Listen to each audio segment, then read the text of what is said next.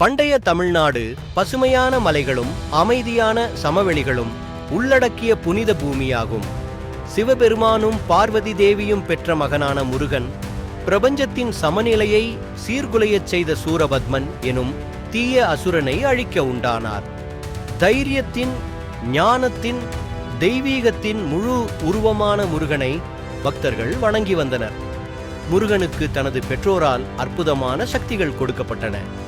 அவருக்கு அவரது தாயாரான பார்வதியால் கொடுக்கப்பட்டதொரு சக்தி வாய்ந்த வேல் இருந்தது. 6 தலைகள் கொண்ட இவர் சுறுசுறுப்பான மயிலின் மீது இருந்து அனைத்து திசையிலும் கண்டு தனது பணியை நிறைவேற்ற தயாராக இருந்தார். ஒரு நாள் சூரபத்மனின் கொடுமைகளால் விண்ணுலகம் அலறி துடித்தது. இந்திரன் தலைமையிலான தேவர்கள் முருகனின் முன்னே வந்து அவரை பிரார்த்தனை செய்தனர்.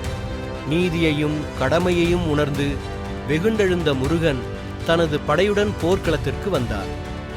போர்க்களத்தில் மிக கடுமையான போர் நிகழ்ந்தது. சூரபத்மன் தனது மந்திர சக்திகளுடன் போராடினான்.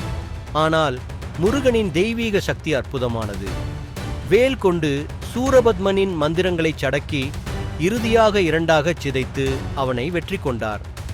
அழிந்து போன சூரபத்மனை முருகன் தனது கருணையும் நன்றியுமாக மயிலாகவும் சேவலாகவும் மாற்றினார்.